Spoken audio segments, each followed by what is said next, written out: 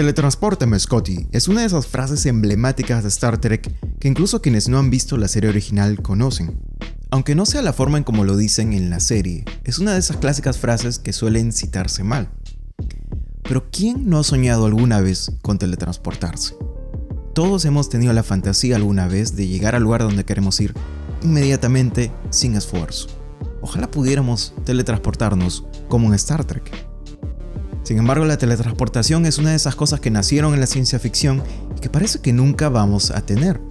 Y es verdad, porque desafía todo lo que conocemos sobre física, sobre almacenaje de información, y las matemáticas no la sustentan. Pero otras veces vemos titulares que nos dicen logran teleportación cuántica. Y uno se pregunta, ¿qué significa eso exactamente? ¿Hay esperanza o no? Uno de los videos más vistos de este canal es sobre si podría existir el Enterprise en la vida real. Y mi tesis es que es probable, porque lo más valioso que tiene el Enterprise es su motor de curvatura o motor warp, y esto es probable en teoría. Pero algunos de ustedes comentaron y me dijeron que hay otras características de las cuales no hablé en ese video, que son también esenciales y muy importantes en el Enterprise, como la gravedad artificial o el transportador. Y estoy de acuerdo, el transportador es una característica fundamental del Enterprise, pero del Enterprise de la ficción. Si imaginamos uno en la vida real, probablemente no sea algo necesario. En realidad, una de las razones por la que se le dio al Enterprise la capacidad de teletransportar fue para no tener que hacer los efectos de la nave aterrizando en un planeta y tener que construir modelos parciales a escala real. Fue un tema de limitaciones técnicas. Era más fácil hacer que la nave se quede en la órbita de un planeta y que luego veamos aparecer a los personajes en la superficie. No obstante, se convirtió en una característica emblemática de la serie, sin duda. Así que vale la pena hablar de la ciencia detrás de ella. Veamos cómo funciona el transportador en Star Trek. Lo primero que sucede en la cámara del transportador es que este realiza un escaneo del objetivo o individuo que va a ser transportado desde la cámara de transportación o desde la locación remota hacia la cámara.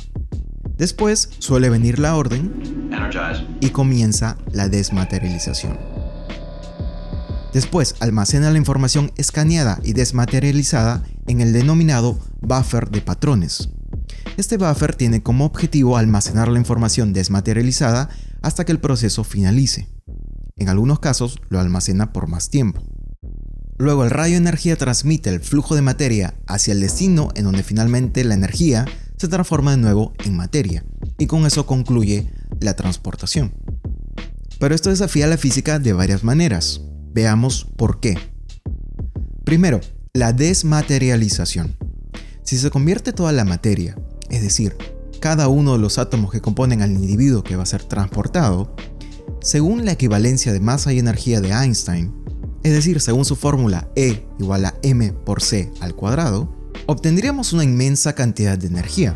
El rayo de energía del Enterprise tendría que ser capaz de contener una energía que equivaldría a la detonación de miles de bombas atómicas. Así de grande es la energía que se puede obtener de un adulto promedio, y eso parece muy difícil de poder contener. Pero el llamado flujo de materia que transmite el Enterprise no es energía pura, sino lo que ellos llaman materia energizada. Y en la ficción esto quiere decir que el átomo se descompone en sus partículas subatómicas, el electrón, el protón, el neutrón. Pero hacer esto implicaría romper con una de las fuerzas fundamentales de la naturaleza, la fuerza nuclear débil. Esa es la fuerza que mantiene el núcleo de átomo en su lugar, y romper con esta fuerza pues requeriría una gran cantidad de energía. Es lo que sucede en la fisión nuclear. Aún así se puede resolver ese problema energético, hay otros más. Por ejemplo, en el momento de transmitir estas partículas subatómicas, si se hace a una velocidad que sea cercana a la velocidad de la luz, pues se necesitaría una energía que equivalga a la masa en reposo de cada una de las partículas a transmitir. Y eso también es muchísima energía. Claro que en Star Trek explican que el flujo de energía viaja por el subespacio, que es un concepto ficticio, una región del espacio-tiempo que permite viajar más rápido que la velocidad de la luz. Ahora, pasemos a un problema diferente. ¿Cómo saber en qué orden reconstituir la materia a partir de energía? Es decir, ¿en qué orden volver a poner cada uno de los átomos? Aquí es donde entra en acción el buffer de patrones. El buffer es una especie de memoria en donde se almacena toda la información de la constitución de los átomos del individuo transportado. Y aquí es donde viene el siguiente desafío, el almacenamiento de información, es decir, bytes. El buffer de patrones del Enterprise necesita almacenar toda la información de cada átomo que va a transportar. Es decir, por cada átomo necesita saber el tipo de átomo, su nivel de energía, su posición en 3 coordenadas, sus enlaces químicos, etc. Supongamos que por cada átomo podemos almacenar toda esa información en 1 kilobyte de peso, en 1 kilobyte de información. 1000 kilobytes hacen 1 megabyte. Estoy usando 1000 en lugar de 1024 para hacer los cálculos más sencillos. Ahora, el cálculo estándar para la cantidad de átomos que hay en el cuerpo de un individuo es aproximadamente 10 elevado a la 28 átomos. Eso es un 1 seguido de 28 ceros. Eso es un número astronómico. Si necesitamos almacenar la información de un átomo en 1 kilobyte, entonces si tenemos 10 a la 28 átomos en el cuerpo de un individuo, entonces necesitamos 10 elevado a la 28 kilobytes. Convirtamos los kilobytes a una unidad más grande, usemos terabytes, que es una unidad comúnmente usada en discos duros modernos. Si convertimos 10 elevado a la 28 kilobytes a terabytes, obtenemos 10 elevado a la 19 terabytes, para guardar la información de todos los átomos de un cuerpo humano teletransportado. Eso es un 1 seguido de 19 ceros, o sea, 10 trillones de terabytes. Vean esto, según un informe del International Data Corporation, IDC, en el 2020 se alcanzó el pico de datos creados, llegando a 64 zettabytes de información. Un zettabyte tiene 1000 millones de terabytes, es decir, 10 elevado a la 9 terabytes. La cifra de datos para almacenar los átomos en datos digitales que calculamos está por sobre varios órdenes de magnitud que los datos que hoy todo el mundo puede crear y almacenar, muy por encima. Luego tendríamos que calcular cuánto tiempo tomaría leer y escribir esa gran cantidad de información, lo cual si hacemos el cálculo estoy seguro que tomaría un tiempo realmente grande. Pero claro, el almacenaje digital se duplica cada cierta cantidad de años, exponencialmente a veces. Así que supongo que para el siglo XXIII pues se puede alcanzar un nuevo límite y podríamos almacenar tanta información. Y esto especialmente porque en Star Trek no se almacena la información en bits, no usan el sistema binario, sino se almacenan en quads. Esta es una unidad ficticia de información que en lugar de tener 2 posibles valores, tiene 4. En un episodio de La Nueva Generación se menciona que un cuerpo se convierte en miles de millones de kiloquads de datos. Ahora, con el problema de la cantidad de información podríamos pensar que quizá de alguna manera se pueda comprimir, o podríamos buscar patrones en cosas que tenemos en común todos los humanos y por tanto no necesitamos replicar siempre cada uno de los átomos. Pero sin embargo, eso no es posible, no al menos como podríamos imaginar que debe funcionar la teletransportación. Necesitamos replicar la conciencia del individuo para hacer una verdadera teletransportación. Así que si imaginamos cómo teletransportar a alguien para asegurar que la conciencia se mantenga, la única alternativa que uno se puede imaginar es replicar átomo por átomo. Y aún así esto es especular demasiado porque la conciencia es una de las fronteras de la ciencia moderna. Y esto nos lleva al siguiente problema, pero no es tecnológico ni científico, sino filosófico. Prefiero a la paradoja de la teletransportación. Imaginemos una máquina hipotética de teletransportación, una que tiene parte del dispositivo en el origen y la otra en el destino. En el origen te escanean, átomo por átomo, y envían la información hacia el destino. En esta parte del dispositivo te reconstruyen átomo por átomo con átomos nuevos y forman una nueva versión de ti, una versión idéntica, incluida la conciencia.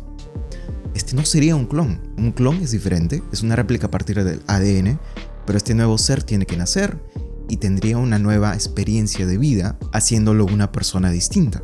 Mientras que lo que haría el teletransportador hipotético, replicándote, es crear otro tú, que no tiene ninguna diferencia, tiene los mismos recuerdos y la misma conciencia. Cada impulso eléctrico de su sistema nervioso es exactamente como el original. Entonces la pregunta es, ¿quién eres tú? Uno podría decir que es la persona que está en la parte del origen de la máquina, pero la réplica en el destino es exactamente como tú. El filósofo británico Derek Parfit se ocupó de esta paradoja o dilema en su libro Razones y Personas, de 1984, en donde expone este y otros problemas éticos sobre la identidad personal. Y este asunto sería un problema, no importa cómo se desarrolle una tecnología de teletransportación. Siempre se crearía un nuevo individuo y ahora tendríamos dos. Y de repente tendría que acabarse con la vida del original para hacer el efecto de teletransportación. Algo así como lo que sucede en la película El Gran Truco de Christopher Nolan, en donde hay un Tesla ficticio que crea una máquina que hace eso. Se supone que tendría que crear una máquina de teletransportación, pero solo hace una máquina que replica y por tanto el original siempre tiene que morir para hacer el efecto.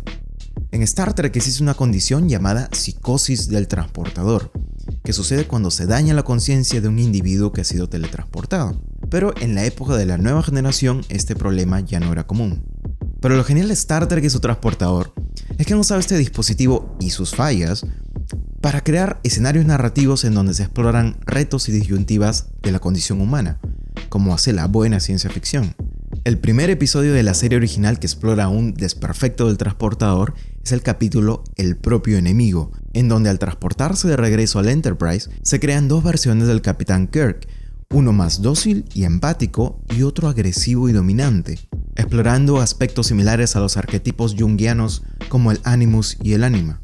Y lo interesante es que en lugar de condenar las cualidades dominantes o agresivas del ser humano, las entienden como una parte intrínseca, incluso a veces necesaria, de nuestro carácter.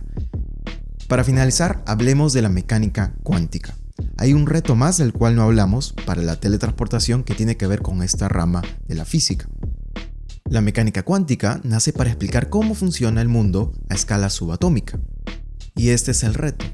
Si se quiere medir la posición de una partícula, necesitamos observarla, y para eso necesitamos luz.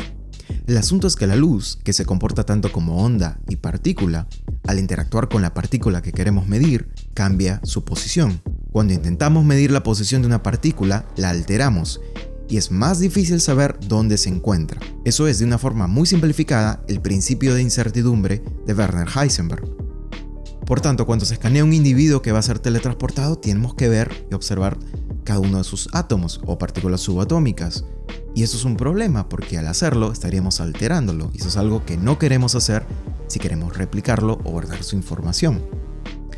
Pero esto es algo que sabían los creadores de Star Trek, por tanto crearon un concepto llamado los compensadores de Heisenberg, y de esta forma el escáner puede compensar este problema del principio de incertidumbre.